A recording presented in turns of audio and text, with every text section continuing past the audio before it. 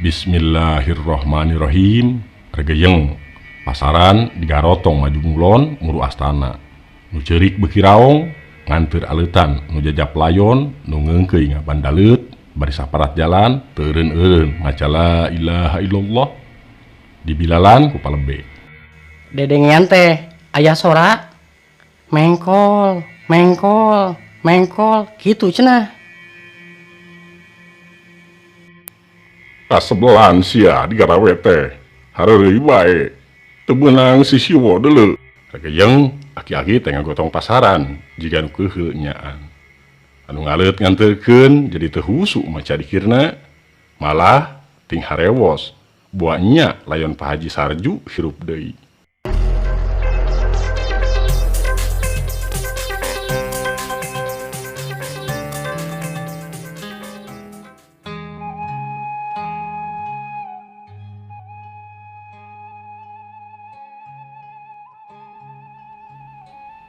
Innalillahi wa inna ilaihi roji'un. Tembal kuring basa datang-datang indungna barudak ngabejaan. Yen Haji Sarju tatangga kuring ditungtung lembur belah kaler geus mulih ka kalanggengan. Cenah geuringna katutuluyan maot dipundut kudu agung diala kudu ngayuga. Ari mama tos ngalayad. Ceuk kuring ka pamajikan bari sup ka kamar. Nun datas dina meja tuluy ngalaan baju nu baseuh ku Cikesang jeung Cihujan. Nembe mamah mapa sareng embi ngalayadna. Tembal indungna barudak di dapur. Leuh, papatean gede meureunnya. Santeuna Pak Haji Sarju mah loba barayana tur beunghar deui. Biasana ge ari kajal mah beunghar juga lah kitu mah. Sok rea anu ngajejeh-jejeh. Teu kawas kanu malarat. Ukur tiluan opatan paling ge nu mantuan nguburna teh. Ceuk kuring bari regot nginum cin teh nikmat jeung seger karasana bawaning capek atuda. Kantenan mani tungkep eta oge. Walon indung barudak mairan. Tuluy kadenge sora dulang diadu jeung centong digebran nyeprikna hihit butut keur kerah-kerih ngakeul tayohna mah. Tapi kuring teu ngaraguan heula dahar najan diengke-engke ku pamajikan oge sangkan ngahuap heula. Sanggeus salat asar mah poloyong bae indit bari bebeja ka pamajikan rek anu kabupatenan. Hadena can kabubendosan da datang ka pakarangan Imah Haji Sarju teh kasampak masih reah keneh jalma ngarariung jeung nu sejena digarawe sacabak-cabakna. Aya anu keur narokan suluh, aya nu ngarunjalan cai keur nyiramkeun mayit, sawareh di juru keur nyieun padung jeung tutunggul tina papan bawaeun ka astana. Palurah, palebe, pakulisi, para kokolot lembur jeung Kiai Ajumah komo maneh dikeprik jeung santri-santrina. Ngan lolobana mah nya kitu nu dariuk teh abe jual ti palebe nu teu cicing teh bubuhan kewajibanana ngurusanan mayit. Assalamualaikum. Ceuk kuring kasakumna nu araya di dinya. Waalaikumsalam. Mangga calik. Tembal sarerea bari salah saurang ngasongkeun kursi keur diuk kuring. Tapi gampang diuk ngariung dan nu diburu-buru teh yang panggih heula jeung Pak Haji Sarju mugi wari tinggal layonna. Sup kuring asup seselenep ka jalma awewe lalaki ahli pamili nu keur ngarubung layon Haji Sarju di tengah imah. Bina anakna Haji Sarju nu panggedena kareret bari emok teh beungeutna barinpit tapak ceurik. Ari Mah Haji nama di dapur pagalo jeung nu uprek ngolah kadaharan bikin sedekah nyusur taneuh. Cing, punten. Cekeng teh bari mukakeun samping kebat panutup layon nu ngajolopong dina samak nyangirah ngaler diteuteub sakedeung bari ngaduakeun. Muga-muga almarhum dihampura sakabeh dosana sarta ditarima iman Islamna kudu kawasa. Geus kitu rup samping kebat lebah beungeutna teh ditutup deui. Tabu sabaraha ieu teh biinah mulihna? Kuring nanya biinah nu emok gigireunana. Leungeunna ngucel bieu baskom wadah duit sholawat. Biasa ari di kampung mah nu ngalayad teh sok bari mawa duit sholawat di wadahan kana baskom. Neme Aya panginten tabu opat saparapatan mah. Tembal Bina dari dak. Cukup sakitu kuring nanya teh, tuluy keluar milu ngariung jeung tetangga-tetangga katut baraya-baraya nu datang ti mana mendi. Maju ka magrib, karek si mayit teh rengse di mandian, diwuduan terus dibungkus ku palebe. Kumaha nyalakeunana? Cukup di dieu bae kitu atawa kudu ka masjid? Palebe nanya ti lawang panto ditujukeun ke ahli pamilih Haji Sarju. Cim, kumaha ieu cenah? Bina nyalukan Mang Kosim adina. Nu digeroan nyuruntul di tengah imah. Kumaha cenah saur palebe nyalakeun abah teh rek di masjid atawa di dieu bae? Bina minta jawaban Mang Kosim, tapi Mang Kosim kalah ngahuleng semu bingung. Kieu be atuh, saur palurah nyelang merebong bolongan. Nya lamun kitu mah teu kudu di masjid atuh, da jauh ongko geus cukup di dieu be. Kitu Lin? Laras, kitu bae Pak Lurah. Satuju. Cek balarea.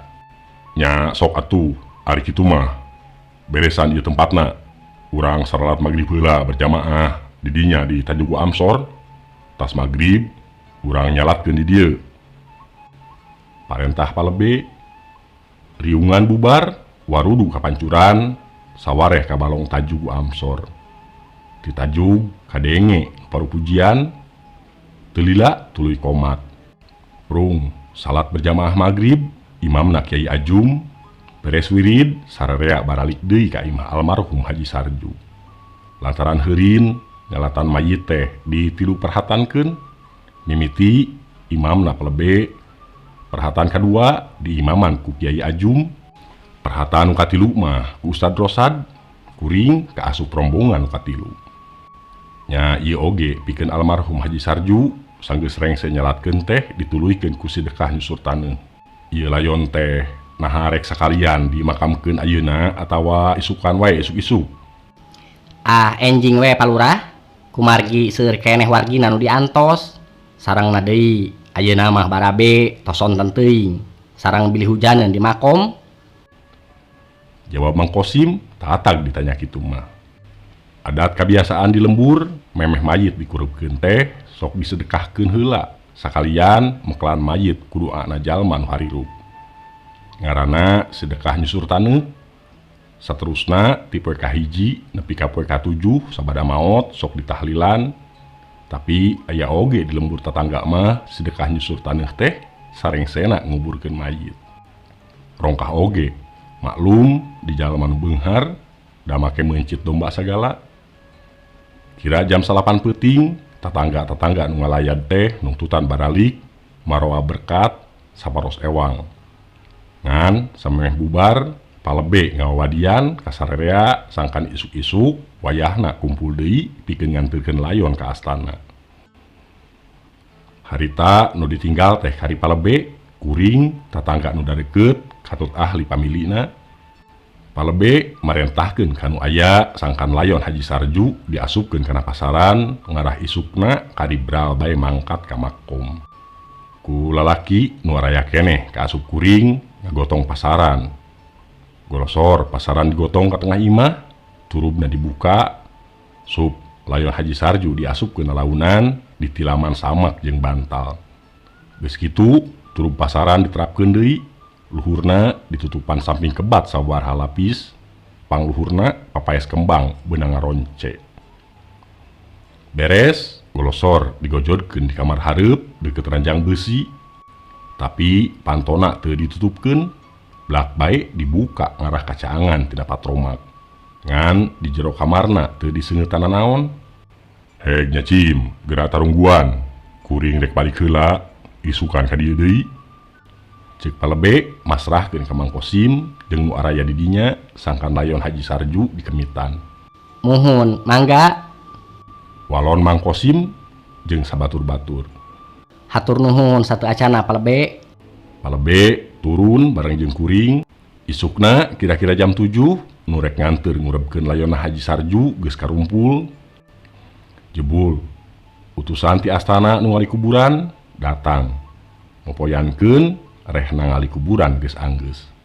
Hayu atuh ari geus siap mah sok eta pasaranana kaluarkeun ka dieu. Palurah merekomando regeyeng pasaran nu geus meunang mapaesan tadi peuting digarotong dibawa keluar dijagrakeun hareupeun riungan. Mangga ka Pak Kiai disuhunkeun karena Allah ngamanah heula etang-etang ngamitkeun ka sadayana. Ceuk palurah deui. Pak Kiai ajum maju arek ngamadah. Pak Kiai ajum maju arek ngamadah. Sakumna ahli waris Haji Sarju dipenta karumpul sing deukeut. Sakabeh ahli pamilina pada ngucur ke cimata kasedih basa Kiai Ajum kalawan basana nu melas-melis ngawakilan Haji Sarju pamitan ka sarerea. Komo biinah jeung Mah Haji mah mending ngaguk-guk. Kuring Haji Sarju dina menit ieu detik ieu arek mulang ka kalanggengan geus tangtu kuring boga kasalahan ka aranjeun sarerea. Wayahna kuring hampura oge bisi kuring boga hutang ka anak Adam, amanat ka ahli waris kuring pangmayarankeun.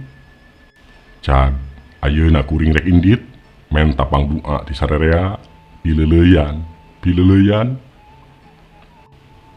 Bismillahirrahmanirrahim.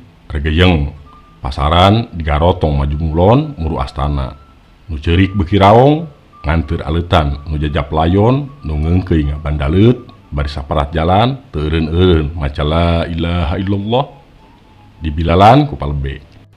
Kadinya mah nya sanu teu sedih ditinggalkeun maot karasa sorangan ge basa ditinggal maot ku lanceuk ku anak malah akhirna ku bapa sorangan.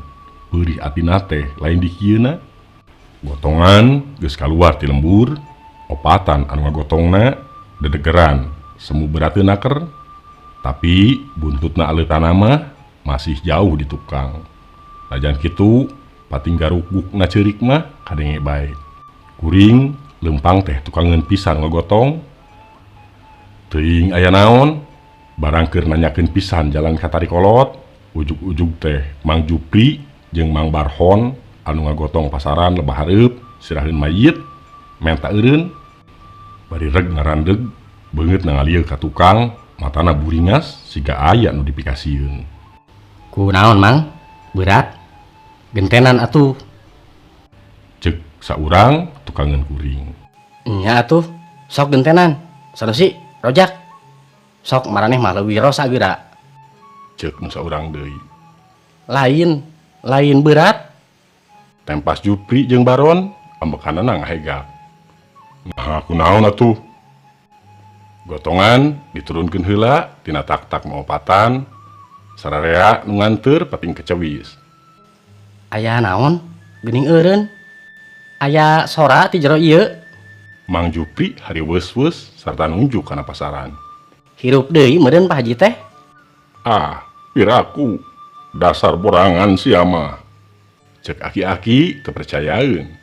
Hayo, ganjang teruskeun. Gentenan gerak bisisieun malah. Si Aki setengah nyentak. His, lain kitu Ki. Jupri merongos. Eces, aya sora ti jero ieu pasaran. Nanjak, gitu cenah. Nya, uguh kitu kadenge ku kuring ge ngan anca pisan. Baron Mairan panasaran ku sararea pasaran teh diketrok-ketrok bari digerowan sabaraha kali. Pak Haji. Tapi eueuh nu nembalan naon? Pan sidik eueuh naon teh. Hayo teruskeun. Dasar barorangan si Jupri jeung si Baron mah. Sok kumaraneh rojak sanusi berentenan. Palurah kapaksa milu ngamankeun. Tuluy gotongan maju deui. Nu ngagotong di hareup digentenan ku Sanusi jeung rojak. Tapi nya kitu barang karek mengko ti Tarikolot rek ka astana gotongan teh ujug-ujug reg deui bae eureun. Nu ngagotong panghareupna ti paporosea menta ecag heula. Barang ditanya aya naon deui, Sanusi jeung rojak nerangkeun bari jeung sieun. Dedengean teh aya sora. mengkol, mengkol, mengkol, gitu cenah. Atuh, Aki Samad teh morongos. Kasebelan sia di garawe teh. Hareureuy bae. Teu beunang si siwo deuleu. Keur kieu mah Pokna bari molotot. halik ku aing geura. Ari mang geus teu karayeng mah. Rakejeng aki-aki teh ngagotong pasaran jiga nu keheul nyaan. Anu ngaleut nganterkeun jadi teu husu maca dikirna. Malah ting harewos buahnya layon Pak Haji Sarju hirup deui. Tapi asa kupiraku gotongan geus tepi ka pupudunan nganjogkeun ka astana. Tapi acan ge beak pudunan geus reg eureun deui bae. Tetela Aki Samad ayeuna mah nu ti poporose meta eureun teh. Ke heula barudak. Kadenge henteu ku si laing ha. Pokna kanu ngagotong. Bapak Mardi nu merengan Aki Samad kalah pepeudeuyan ditanya teh. Sidik Cenah teu kebat. aya naon deui Ki? Ku ararangeh teuing nya. Cek palebe, Mang Rojak, Mang Sanusi, Mang Barhon, jeung Mang Jupri mani nyaleukeuteuh seuri ngeunah basa ngadenge omongan Aki Samad nu tadi nyarekan teh. Ari pokna teh cenah kadenge ku cili Aki teh. Mudun. Bet kitu cenah siga nu mere komando. Na nya kitu ieu teh. Hirup deui si Haji teh. Cek si Aki meh-mehan ngelai. Atuh sarerea ngaharuleng heran, tapi gegedena mah keung nu ngalanteur ngagimbung sisi astana. Pasaran rada dianggangan, jep eueuh nu nyarita, tapi teu lila regeyeng deui digarotong sanggeus tetela eueuh sorangan naon. Ana rek anjog pisan kaliang kubur, goak teh aya sora ti tukang. Tetela Mang Kosim anakna Haji Sarju lumpat nyusul ke kuburan bari nyarita ngahegak. Ke heula layon abah tinggalin. Ayeuna aya keneh di imah ngagoler di kolong ranjang. Pokna. Hah? Tinggalin? Ari ieu saha nu digotong? Jurig? Cek sarerea ngan gubrag bepasaran teh kudu ngagarotongna digubragkeun. Panyangkana nu digotong teh nya jurig. Barang gubrag turubna muka samping jeung kembang mancawura. Nah atuh di jero pasaran kuniang teh aya nu hudang bari ngabarakatak seseurian pikasieun. Piribit sarerea lumpat nganggangan. Barang disidik-sidik si horeng nu digogotong teh si Rasta jelema burung. Atuh nganreak bae pada nenggeulan. Kehed sia, dasar nu gelo ngagawekeun sia ka kami. Bari habek si Rasta pada narajongan bujurna. Tapi rikat terus manehna lumpat manehna becir bari irihilan. Sarerea eueuh nu teu ambek tapi hayang seuri oge aya. Hanas dicaleung ceurikan sia nu gelo teh. Cek Aki Samad ambekanana ngagudag bari baralik deui rek nyokot layon Haji Sarju nu tinggalin di kolong ranjang. Pamirsa, mung sakitu anu tiasa kapihatur, kirang langkung nasim kuring nyongkeun dihapunten. Billahi taufik wa hidayah. Wassalamualaikum warahmatullahi wabarakatuh.